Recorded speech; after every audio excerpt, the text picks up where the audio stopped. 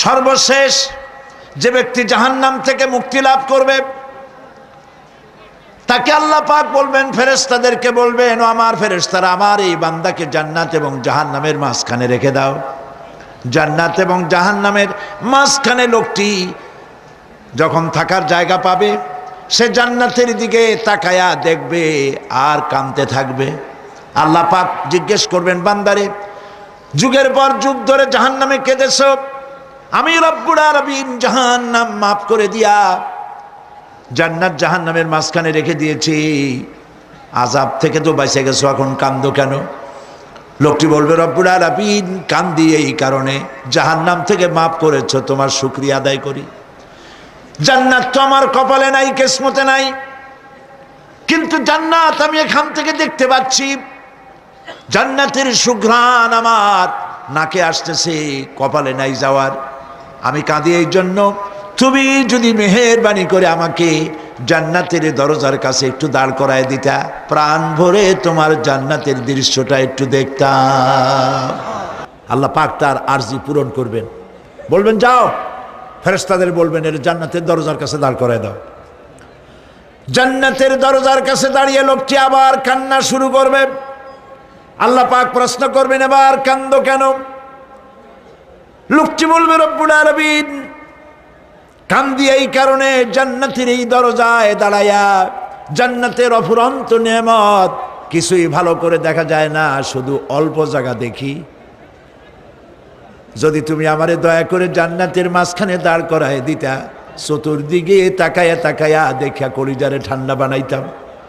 তবে আমি ওয়াদা করি, জান্নাতের কোনো নাজ নেয়ামত, কোনো ফল আমি খাবো না, ধরবো না, সইব না। একটুখানি মেহেরবানি করে মাঝখানে দাঁড় করাইয়া দাও, জান্নারে ঠান্ডা করি। আল্লাহ রব্বুল আলামিন ফেরেশতাদের বলবেন, আমার এই বান্দারে জান্নাতের মাঝখানে দাঁড় করাইয়া দে। আল্লাহর নবী বলেন, জান্নাতের মাঝখানে দাঁড়িয়ে লোকটি আগের চাইতে আরো জোরে চিৎকার মেরে কাঁদতে থাকবে। আল্লাহ পাক বলবেন, বান্দারে কি হলো তোর? দরজার কাছে আসতে চাইছিলে, আইনা দিলাম। আবার এবার মাঝখানে আসতে চাইছো, তাও এনে দিয়েছি, আবার কান্দো কেন? লোকটি বলবে, রব্বুল আলামিন এবার কান্দি এই জন্যে, তুমি যখন দয়া করে একটিবার জান্নাতের মাঝখানে এনে আমাকে দাঁড় করায় দিয়েছ, তুমি রহমান রহিম গফুরুর রহিম, এই জান্নাত থেকে আবার আর বাইর করে দিও না। আল্লাহ রাব্বুল আলামিন বলবেন, ও আমার বান্দারে, আমার এই জান্নাত তোর খুব পছন্দ হয়েছে নাকি? লোকটি বলবে, রব্বুল আলামিন কলিজা ঠান্ডা হয়ে গেছে, ভাবতেও পারি না এই জান্নাত এত সুন্দর। আল্লাহ পাক বলবেন, বান্দারে, এরকম একটি নয়, দুইটা নয়, তোর জন্য আমি 10টা জান্নাত এইরকম রিজার্ভ করে রাখছি। সুবহানাল্লাহ। আল্লাহ পাককে ভয় করে পৃথিবীর সমস্ত পাপ থেকে যারা নিজেকে রক্ষা করবে, আল্লাহ তাদের জন্য এই জান্নাত রেখে দিয়েছেন। সুবহানাল্লাহ। সেই জান্নাতের রিসিপশন আপনারা আন্দাজ করতে পারবেন না, রিসিপশন কারে কয়। কি এর প্রধানমন্ত্রী আর প্রেসিডেন্ট, 4-5টা পুলিশ আর আর্মি আসে, একটা ফট করে সেলুট মারলো, বা শেষ হয়ে গেল, এরকম না। জান্নাতীদেরকে রিসিপশন দেওয়া হবে। জান্নাতীরা যখন আল্লাহর হুকুমে জান্নাতের দিকে যেতে লাগবে, আর যখন জান্নাতের কাছে চলে যাবে, আল্লাহ রাব্বুল আলামিন শোনায় দিচ্ছেন, হাত্তা ইযা জাউহা ফুতিহাত আবওয়াবুহা ওয়া ক্বালা লাহুম খাজানাতুহা সালামুন আলাইকুম তিবতুম ফাদখুলুহা খালিদিন। সুবহানাল্লাহ। জান্নাতীরা যখন জান্নাতে প্রবেশ করার দরজার মুখোমুখি হবে, দ্বার রক্ষীগণ তখন বলবে, সালামুন আলাইকুম, আল্লাহর শান্তি তোমাদের উপরে বর্ষিত হোক। সুবহানাল্লাহ।